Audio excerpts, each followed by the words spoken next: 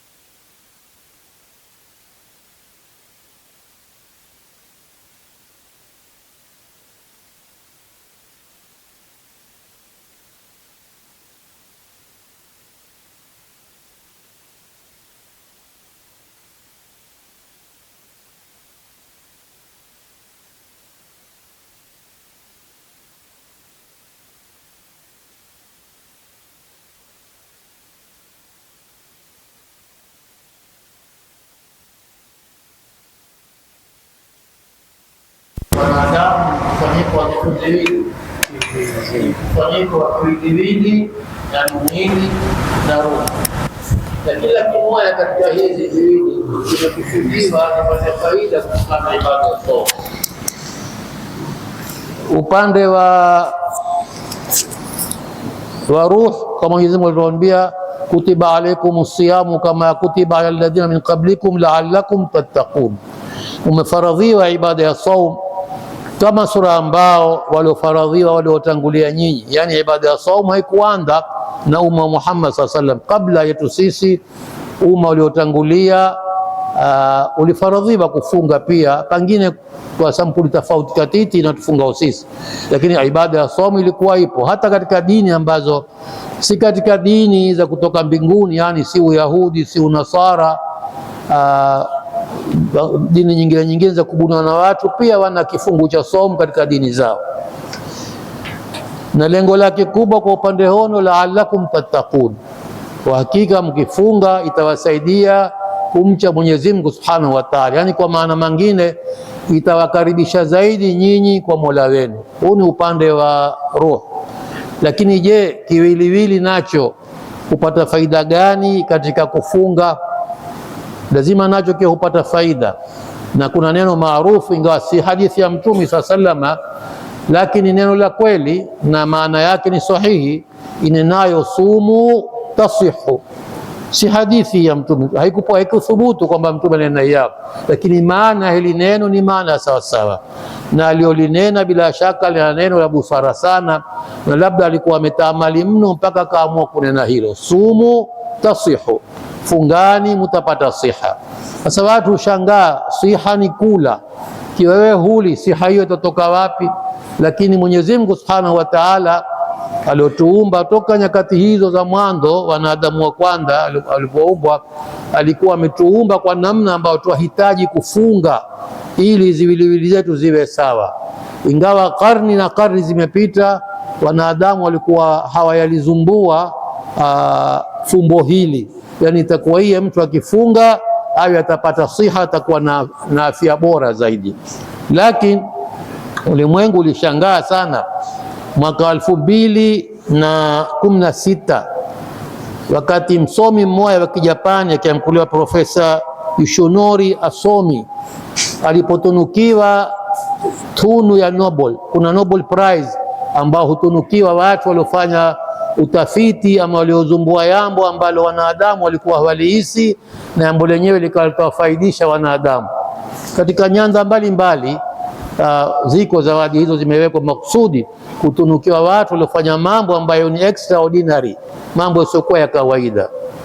Huyu kitu alichokizumbua yeye huyo Mjapani ni kitu chaitwa autofagi, yani maana yake kwa Kiarabu ni iltihabu dhati, mwili kuila wowo kwa wowo. Hii ni jambo liko na limethubutu kielimu kwamba liko hilo jambo autofagi. Nafikiri nimetamka sawa sawa.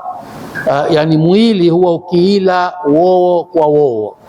Maana yake mwili kuila wowo kwa wowo ni namna gani? Kwa sababu katika miili yetu kuna zitu hamkuliwa cells. Kiswahili ni hilo hilo neno la Kizungu, lakini Kiswahili hakuna neno lingine, ni cells. Hizi cells ziko aina nyingi na kila cells zina kazi zake. Hizi nzitu zina muda wa kuishi, baadaye hufa katika ziwiliwili, lakini zinapokufa hazitoki, si kama mikoyo na choo, hubakia katika mwili. Zinapobakia zikiwa zingi sasa kusababisha matatizo mbalimbali ya kiafya, kwa sababu ni zitu hazifaidishi tena kwenye kiwiliwili na hazikutoka. Kwa hiyo huzalisha madhara aina mbalimbali ya kiafya. Sasa huyu alilolifahamu yeye ama alilozumbua yeye, ambalo ni jambo lipo karni nyuma huko, toka huko mwanzo binadamu alipoumbwa, ni kuwa mtu anapofunga, anapoata kula asipile chakula kwa muda kadhaa, saa kadhaa, baina saa 8 mpaka 16, mwili wake humaliza ile akiba ambayo ulikuwa nayo ili yakawi iliyofanya kazi. Sasa akiba ikimalizika, kiwiliwili hutukua haja yake kutoka kwa ile cells zilizokufa ambazo ziko mwilini na hazina kazi tena, yani ni madhara kubakia, ikatukua kawi ama energy kutoka kwenye zitu kama hizo, ambazo hizi ni kama kule kuzirudia, kuzifanya upya. Kama sio tuonao siku hizi ng'amba plastic kufanywa upya, zikasagwa zikafanywa vingine, zikatumika kwa mambo mengine. Na hii kiwiliwili nacho kina mechanism yake, muumbo wake wa kubadilisha hizi zitu ambazo zimekufa ndani ya kiwiliwili na kubakia kwake ni madhara, ikazitoa zikafanywa upya, ni recycling, zikafanywa upya na zikarudi ni zitu zenye faida na manufaa katika mwili wa mtu, kama sio tushuhudi yao mambo yanayofanywa katika zitu hizi za plastiki. Sasa hili jambo halifanyiki mpaka mwili ukose kutiwa chakula kwa masaa kadhaa, ndipo hapo sasa utapata faida hiyo ya mwili wako kusafishika na kuondoka takataka ambazo hazitoki unapobaua wala hazitoki unapokunya, hubakia ndani ya kiwiliwili na huweta madhara zinapobakia kama takataka nyingine. Maanake ziwiliwili zetu sisi ni mfano wa mui ambao una factories aina mbalimbali. Kuna factory ya ini fanya kazi yake, kuna figo fanya kazi yake, kuna viungo zingine zinafanya kazi yake, na kila kiwanda katika hizi huzalisha uchafu. Kama tuonao katika viwanda, utoka uchafu ukaharibu mazingira na huku matumboni nako. Ndani ya ziwiliwili zetu kuna viwanda mbalimbali au ziwanda mbalimbali ambazo zafanya kazi ya kuzalisha zitu ambazo mwili wetu wazihitajia. Kama kawaida kiwanda chochote hutokea takataka. Hizi takataka ndizo zile cells ambazo zinazotaka zitoke katika mwili, na hazitoki kama niliowaambia kwa kubaua wala kwa kwenda haja kubwa, hubakia. Kutoka kwake ni mtu ameketi kwa masaa kadhaa, hati kitu, hali chakula.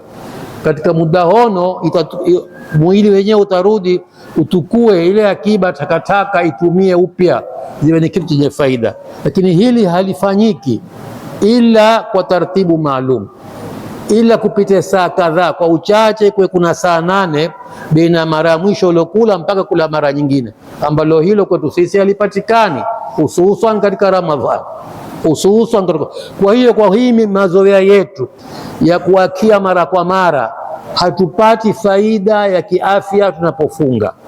Ili tuliyue kufunga kama sura watu wafungao, lakini faida ya kiafya hatuipati, kwa sababu mara kwa mara tumezoea kuakia na kuakia. Kila bara utafungua mwadhini, una kipimo we, utapakia mpaka pale utavana labda kufuturu hapo hapo. Wengine ukiondoka hapo huyafuturu, uenda nyumbani sasa uende ukatietie. Na tunazozila zingi ni za kula ambazo afya haifaidiki nazo, ni za kula za mafuta, sukari, ambazo zote hizi ni zitu mwili wahitajia kiasi kitoto sana. Mfano sukari, mwili wa binadamu wahitajia kutoa saa 24 ufanye kazi yake sawasawa, kijiko kimoja cha chai tu sukari. Sasa ukihesabu sukari tunayokunywa sisi ni mara 5-6 zaidi ya sukari ambayo mwili wetu wahitajia. Ukipata kijiko kimoja cha sukari, na sukari si lazima hii ya minyua, toka hapo nyuma, toka binadamu hawayayua sukari ya minyua, kiwiliwili chalihitajia sukari, na kilikuwa kina namna yake ya kupata sukari ambayo wahitajia kutoka hizi za kula tunazokula. Sasa namna ya mazoea yetu ya kula hayatufanya tukakosa faida moja adhimu sana, ambayo yeo walimwengu sio kwa Waislamu huitapilia na kuitaka kwa nguvu, faida ya kutulinda afya zetu na kutupa siha mzuri, kutupa siha. Na Mtume sasa hili jambo alilifahamu ama alifahamishwa kitambo. Hakutosheka tu kufunga Ramadhani. Ramadhani ni compulsory, lazima mtu afunge, lakini pia akaweka na saumu za sunna, Jumatatu, Hamisi, Ayyamul Bidh, siku 3 kila mwezi, yani siku kadha wa kadha zikawa ni sunna watu kule kufunga. Lao tutafunga kama namna itakakeni wao, na tuwe na tahadhari katika kula kwetu, tuteue chakuliwa na kwa kadiri ya kwamba mwili wahitajia kula, basi tutafaidika na hii shughuli ambayo ni afya katika kufunga. Utapata afya katika kufunga, lakini namna tunavyokula ndiyo kitu ambacho hutukosesha. Badala ya kutupa afya utupa maradhi, badala ya kutupa afya utupa maradhi. Mtu najaribu kupima uzito wake mwanzo wa Ramadhani, kisa aipime tena baada ya Ramadhani. Ukiona kwamba kilo zimeongezeka, yua wewe umekwenda zero kabisa upande wa afya, faida ya afya katika kufunga, hukufaidika kabisa.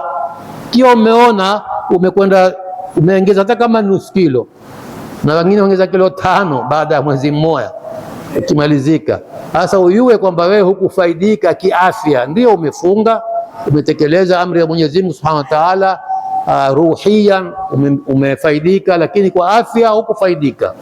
Ikiwa umepunguza hapo kwa katiti, yua umepata faida. Kilo ukipunguza kilo nyingi, ndio faida imekuwa kubwa zaidi. Wenyewe wazungu wana mneno wao, nena the long the belt, the short the life. Kadiri ukanda wako huwa ni mrefu, maisha yako hufupika, huwa mafupi.